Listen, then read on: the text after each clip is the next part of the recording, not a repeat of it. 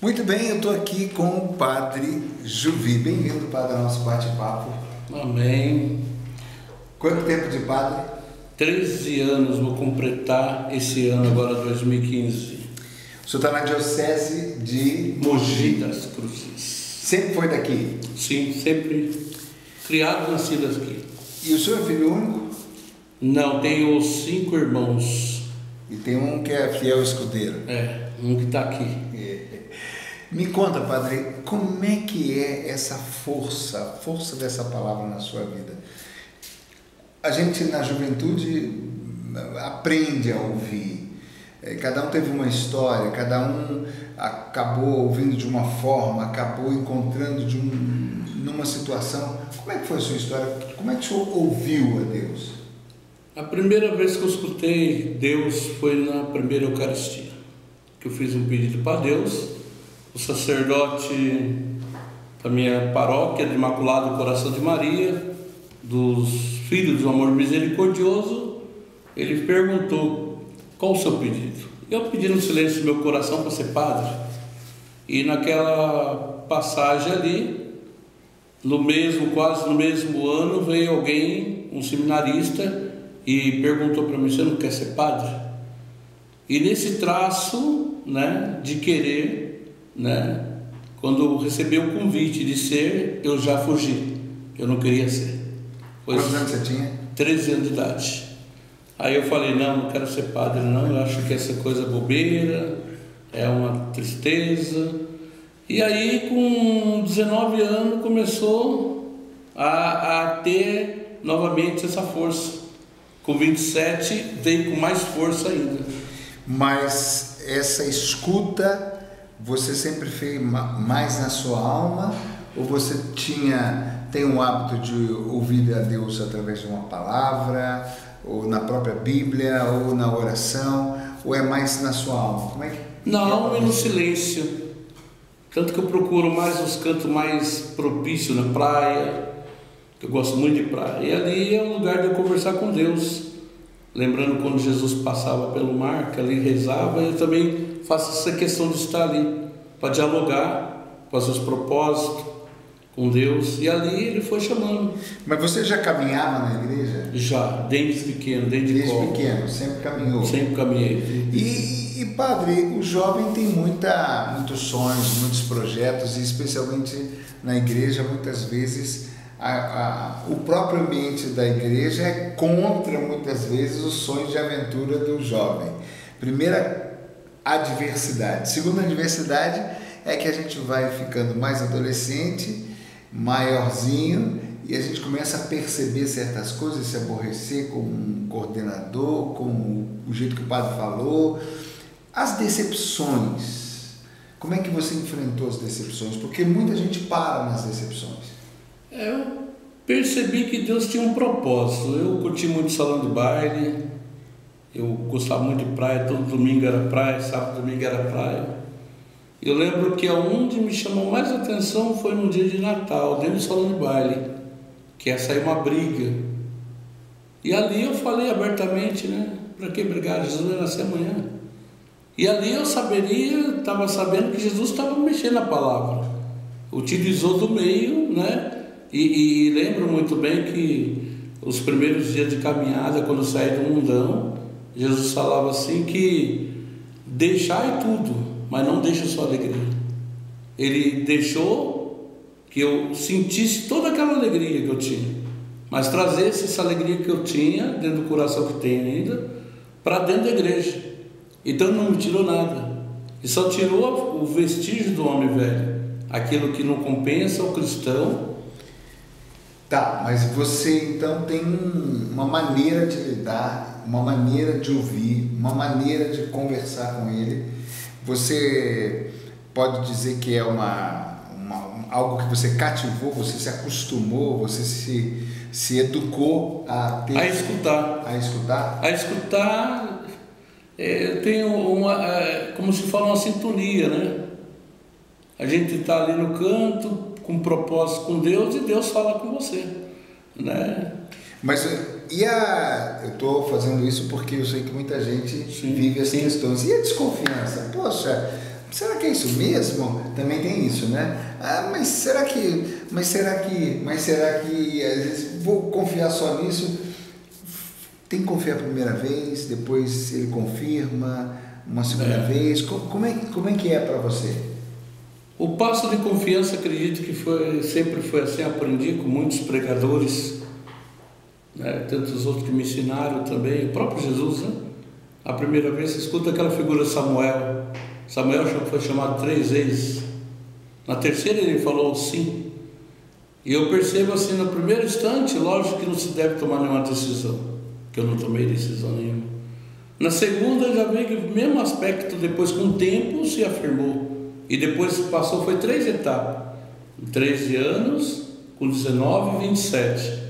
Aí com 27 não deu mais para segurar, porque se confirmou aquilo com 13 anos. E nesse tempo você estudou, você namorou, você noivou? Namorei, subi da igreja, virei rebelde. Viveu todas essas etapas? Toda etapa. E nessa etapa de distância, a voz de Deus falava contigo ainda? Nos pequenos momentos, sim. A gente percebia, mas tentava fugir dessa voz. Você não conseguiu se afastar dessa voz? Não. Apagar essa voz? Não, porque... Se tornar surdo? Porque Deus ele foi tocando, né? Foi cutucando nas pequenas coisas. Então ele foi falando. Conta um fato pra gente de um momento que você estava afastado e numa pequena coisa Deus falou com você. Um dos fatos foi quando eu comecei a perdi meu pai com 19 anos, né? Ali Deus já estava levando meu pai, mas no mesmo instante convidando eu para tomar esse caminho. E eu vendo meus irmãos, eu olhei para os meus amigos, falei assim, mas preciso mais alguma coisa. E eu percebi que Deus, ali naquele meio tempo de perda, Deus foi me jogando mais para dentro ainda da igreja. Ótimo. Então tem uma questão aí muito importante, que é a questão da angústia, do vazio. Né? Então você não se conteve, não se acostumou com o vazio, você não ficou acomodado, você foi atrás de uma resposta para aquele vazio que estava para preencher ele, que estava te incomodando. Sim. E no início da caminhada, dentro do seminário, né, quando a gente começa a entrar, também tem os padres, desculpa falar assim, viu, padres chatos, professor exigente demais, ou alguns até que não nos aceita muito no jeito que nós somos. Você tem um jeito bem livre. Sim. Então você deve ter vivido alguns momentos de decepção de novo. Parece que quanto mais a gente se compromete, quanto mais a gente avança, as decepções vão ficando mais pesadas, mais difíceis, mais exigentes. Como é que foi para você? Como é que você ouviu a Deus de novo? Os 8 anos que eu fiquei em seminário, eu lembro muito bem, toda a avaliação era o padre Juvi. Eu vivi isso, eu vivi aquilo. Tudo o quê? Tudo era contra mim. A maré estava a maré contra. Sim. Né? Para não chegar praticamente naquele de passar de um ano para o outro. Tanto que eu perguntei para Deus na filosofia, né? O senhor tem certeza que quer eu como padre? E ainda foi reprovado em latim. Aí eu lembrei o patrono dos padres, João Maria Vianney, que reprovou em latim nas línguas mortas. Eu falei, mas se um que é nosso padroeiro reprovou, e Deus falava abertamente, não, aquele que eu escolhi eu levo até o final. Lógico, teve professor que falava que eu não ia ser ordenado de jeito nenhum, porque quem é da renovação carismática nunca vai ser padre, mas eu silenciava naquela hora, silenciava porque sabia que é pelas pedras que a gente vai também pegar a raiz da planta. Você não teve uma referência fora, alguém que te orientava, você sempre seguiu bastante, então, o seu coração? Meu coração teve o meu diretor espiritual também, que me ajudou tanto, né? Um padre Orfeu, dessa congregação Filhos do Amor Misericordioso, que era meu confessor, né? E os amigos também que tinha no seminário, alguns deles, né? Que a gente brincava tanto e um ajudava o outro. E eu lembro como fosse hoje, né? Foi a única vez no seminário quando estava terminando o curso de todos os meus etapas de seminário, que quando me questionaram de muitas coisas, eu chorei, foi a primeira vez que eu chorei, de cair lágrima mesmo. Em que etapa você estava? Eu estava já no 4º ano de teologia. No final. No final já. E eu falei nessas palavras, quando o reitor me perguntou, fala alguma coisa. Eu falei, não tem nada que falar. Se o senhor quiser mandar embora hoje, manda. E uma palavra que eu vi que Deus usou na boca do reitor foi, enquanto tiver jeito, a gente dá. E isso me ajudou a continuar minha vida vocacional, se ordenar padre. Então você ficava olhando Deus falar. Deus falar. Todo o percurso, né, da vida vocacional. Você ouviu muito a Deus, então, nos fatos? Nas pessoas e nos sinais, né? Porque eu já fazia o acampamento de oração nesse tempo também. Né? Desde o meu tempo de seminário, quando Deus me chamou para entrar no seminário, a primeira etapa foi, Deus falou, faça o acampamento. Isso me ajudou também. Porque dois semestres, né? A gente tinha acampamento primeiro e segundo.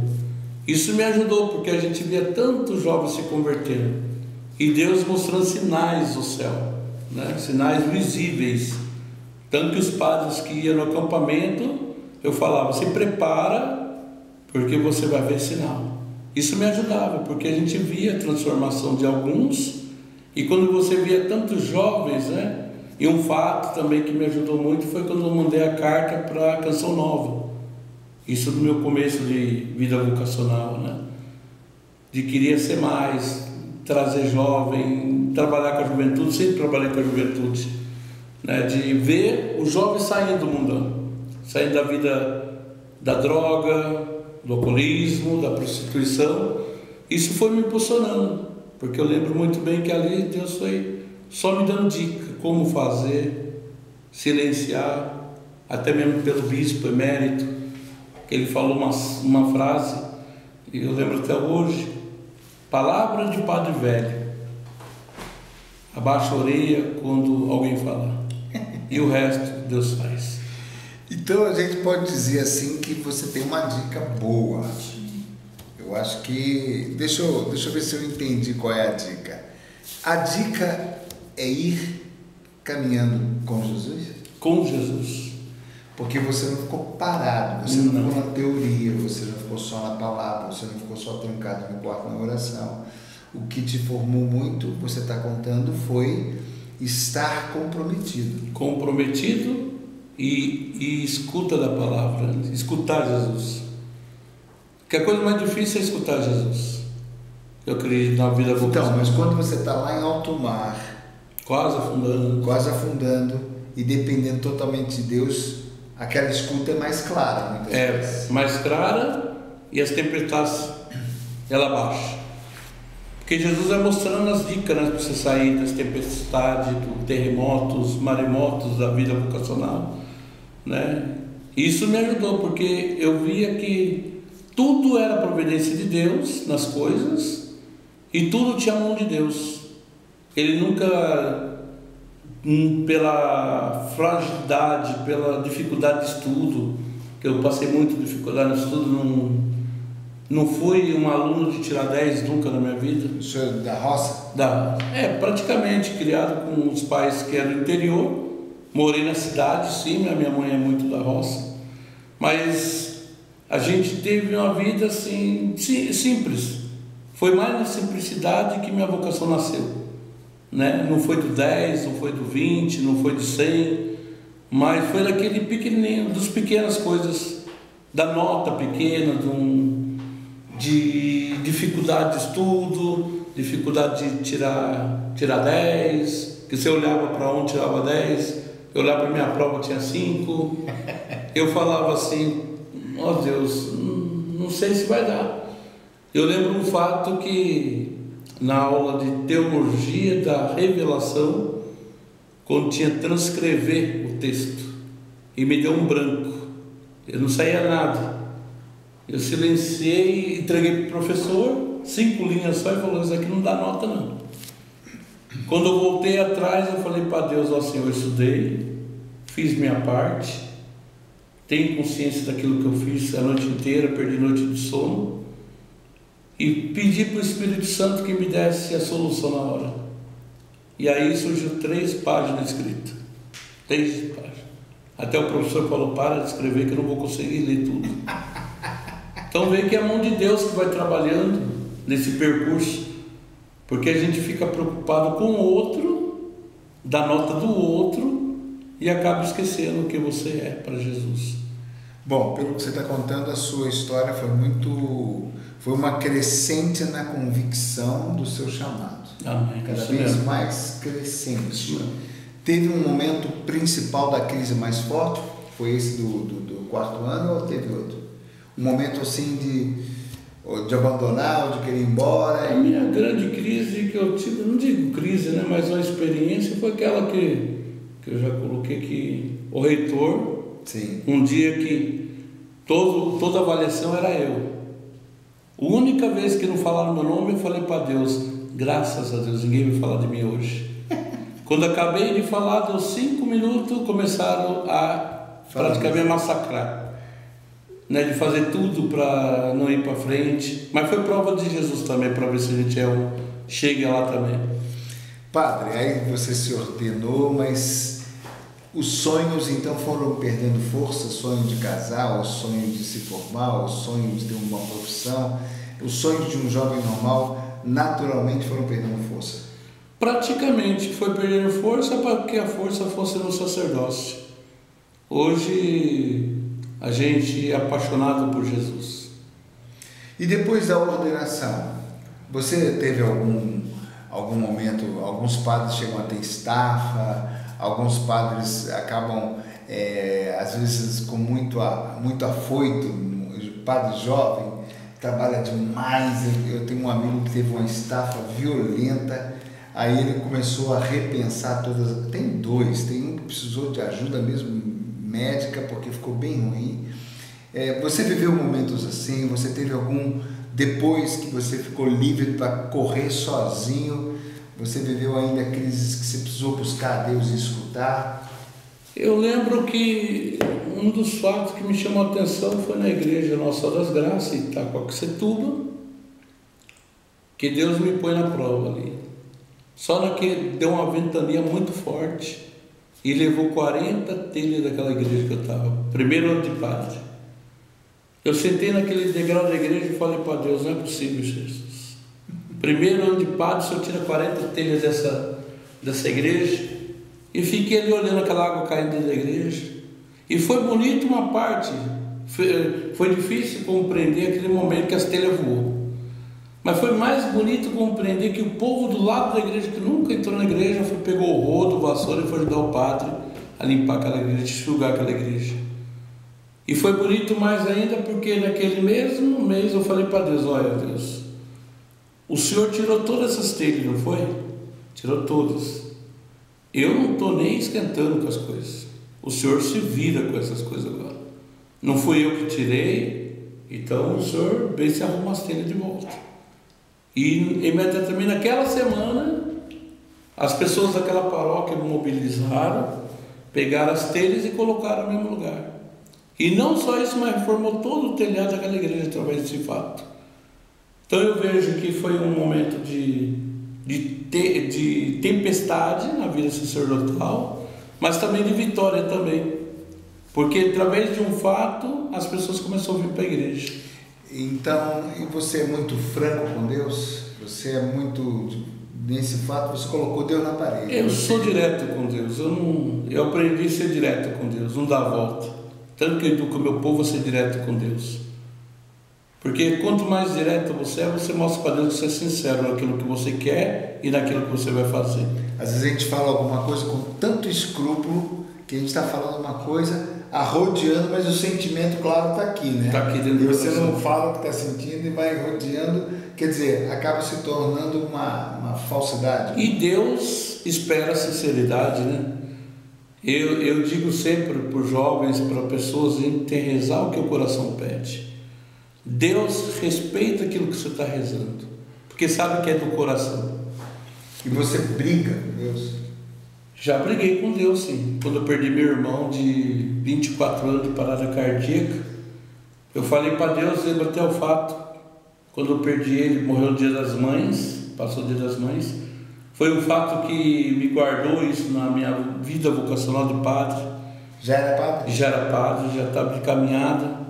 Eu lembro que eu estava celebrando a missa e falei para todo o povo no Dia das Mães, quem tem mãe, procure, vai correndo para casa, abraça. Mas bateu uma vontade correndo de ir em casa. E cheguei em casa, brinco com meu irmão, tudo, né? E todos os sinais Deus foi me dando também, que na mesma estrada que eu estava indo, eu vi um vazio, como falasse, eu não vou passar mais por aqui talvez. E quando passa o Dia das Mães, perco meu irmão caçula. Aí eu fiquei muito revoltado com Deus, que depois que enterrou, tudo, depois da minha missa que eu fiz, eu falava para Deus que eu não queria falar mais com ele, não. Que o Senhor vai para o raio que eu parto. Que eu não serve mais, não. Eu sou padre, continuo sendo padre dessa igreja do Senhor que me escolheu, mas que o Senhor passe longe de mim. Nossa, que legal! E aí, quando eu lembro que foi em São José dos Campos, na paróquia do Padre Luiz Fernando, sim, o Padre Hércules e outros padres, no Renasce, Retiro Seminário da Renovação. Você já era padre? Já era padre. E naquela igreja, o Padre Luiz Fernando falou assim, ó, se você sentir um momento de cura, proclame a cura para o povo. E eu falei para Deus, o Senhor que passa esse microfone para o outro, que eu não quero nem saber do Senhor, já falei que eu não quero, né? E veio a primeira vez, eu falei, não quero. Veio a segunda, eu falei assim, eu já falei, não vou falar. Passa para outro padre, talvez ele fale melhor que eu. E na terceira vez, aí não deu para resistir o amor de Deus. Voltou toda aquela cena do caminhar vocacional, peguei o microfone chorando e falei, eu aceito, pela graça de Jesus Cristo, a morte do meu irmão. 2.000 pessoas levantou naquela igreja e falou, nós também aceitamos. Então eu vi que Deus, ele deixa você naquele momento falar o que você quiser, né? A primeira coisa, não ter medo de falar com Deus a sinceridade, porque Deus gosta disso. Como muitos profetas, muitos apóstolos foram duros com Deus também, né? Mas Deus nunca deixou. Deus sabe que é de boca para fora. E aquele momento me deu muita força, muito carinho, muito amor. Eu sei muito bem, e tem outro fato também na minha vida, antes de ser padre, né? Meu irmão mais velho, né? Que bebia todas e mais algumas, enxugava os galão. Eu lembro que ele me abraçou na rua, eu fui cumprimentar todo mundo indo embora de casa. E praticamente ele falou assim, não vai embora não, babando igual um cavalo assim, no meu ombro. Eu falei, eu vou, e pus um propósito, vou para o seminário. Falei para Jesus, eu vou para o seminário que o Senhor está me convidando. Eu fui o último a chegar. Levei tudo que é meu de casa, não deixei nada, nem roupa. Foi umas 10 caixas, um Fiat, aquele Fiat pequeno, 10 caixas. Então o reitor perguntou, você está mudando para cá? Eu falei, estou mudando, você não pediu para mim vir? Então estou aqui, ou eu saio daqui casado, ou saio daqui como padre. Para minha casa nunca mais eu volto. E ali foi o começo de toda essa história que vi que Jesus foi trabalhando, né? Quer dizer, Deus gosta dos homens francos, então? Gosta. Quanto mais real que você é, mais Deus admira você. Por isso que eu acredito que quanto mais real você é com Deus, mais sincero, mais os sinais que Ele tem para te mostrar mais para o povo. Sem a sinceridade, eu acredito que você pode usar a palavra. Talvez a palavra você use com palavra já escrita. Mas eu sempre segui esse lema, que a verdadeira palavra está naquilo falar e do seu coração. E Deus é também direto com você? Direto. Quando Sim. Ele tem que puxar a orelha, Ele puxa. É como o fato que já proclamei hoje, que sentei na capela cansado, esgotado, com cara de tacho, e Jesus falou bem sincero. Quando eu falei assim, estou muito cansado, ele falou, não faz nada com sua obrigação. E eu falei para Deus, tá bom, não vou falar mais nada com o Senhor também, porque o Senhor só me dá dura, Só dá carão, só dá carcada e não esquenta, né? Ô padre, e você tem o hábito de parar para rezar? Você tem o hábito de ouvir a palavra? Porque a gente corre um grande risco de ficar com uma fé muito só de ideia. Só de ideia. Ou só de filosofia, ou só de teologia. E pelo que você já disse, está na cara que você conversa com Deus, mas eu gostaria de destacar isso ainda um pouquinho mais para ficar bem claro. Você é uma pessoa que para, você é uma pessoa que reza, você é uma pessoa que busca Deus nesse silêncio? Eu gosto de buscar sempre no litoral, na praia. Por graça de Deus, minha mãe deixou uma herança, meu pai deixou uma herança, uma casa de praia, onde eu desço de vez em quando, ou na noite mesmo, né? Que a gente sai numa estrada escura e vai andando, pega o carro e vai até onde ele... Você reza dirigindo. Dirigindo. E Deus ali mostra para você, né? Mostra até num cemitério, né? Eu ganhei como presente esse ano um cemitério leproso, né? Para essa paróquia, onde estou agora. E ali Deus foi mostrando também os passos, os gestos, a sintonia. E muitas vezes eu vou para a praia, mesmo na segunda, que é folga de muitos padres, então eu tiro esse dia para me rezar, para me sentar, para conversar com Deus, de sentar ali no cantinho meu, numa rede, uma pedra, e ficar ali conversando com Deus um pouco. E Deus mostra nas pequenas coisas, né? Fica muito tempo? Praticamente de manhã até a noite, no cair da noite, né? E depois volto de novo para casa e... É um bálsamo? Um bálsamo de preencher. Então, padre, diante de tudo isso, qual é a grande dica sua para quem nos acompanha para ouvir, para receber essa força que a palavra tem? Eu aproveito de falar que a nossa grande força é o silêncio. Porque através do silêncio Deus coloca o que tem que colocar e depois a prática em seguida. O silêncio, mas usar sempre a oração do coração. Porque a gente vê que Jesus ele está no meio de nós, ele respira, você sente passos dele de vez em quando, de alegria, de abraço, de carinho. Uma lágrima que cai e põe nessa figura o Padre Léo, grande homem, que é aquela vez, que a última vez que ele esteve na Canção Nova, que eu estive lá, né, antes de ele falecer, né? Mas lembro aquela figura que ele não estava no Osana, que ele foi lá, mas eu não percebi, que se todo mundo percebeu, mas caiu uma lágrima só do céu, uma gota de água do céu, e caiu uma gota de lágrima do Padre Léo. Foi a primeira vez que eu vi ele chorar, mostrar aquela lágrima, coisa que aquele homem não chorava, não mostrava. E eu vejo que isso também são sinais para mostrar que a água do céu cai todo dia. Essa lágrima, essa alegria de Jesus de ver você. E depois a prática do sofrimento, a prática da alegria, a prática no real de Jesus que está perto de você. Quem se sente sem força? E para quem se sente prostrado? Para quem se sente sem condição de se levantar, o que você diria? Silenciar. Talvez o silêncio é a pior coisa que uma criatura passa no momento desses momentos. O silêncio, ele mostra o que você é. E nós temos medo de ver o que a gente é. Nós somos muito mais do que a gente imagina. Nós somos um vaso quebrado, onde o próprio Deus coloca, reformando esse vaso, um vaso novo, e colocando aquilo que Ele tem de bom do melhor. Essa acredito que é no momento de tristeza, no momento de desolação, no momento de desistir. Acho que a melhor coisa nesse momento é silenciar. Bom, 13 anos de padre, mais uns 8 de seminário, ou 10. Isso. Lá se vão 20 e tantos anos já nessa caminhada. Estou do lado de um grande homem, em físico e em coração, você viu, que cuida muito dos jovens aqui em Mogi das Cruzes, São Paulo. A gente já é tarde, a gente acabou uma noite de louvor. Eu quero pedir, padre, que o senhor encerre dando a bênção, né, que vá ao encontro da necessidade, ao encontro do desejo, ao encontro do sonho, do pedido que cada um faz agora. Que essa bênção venha selar a batalha de cada um.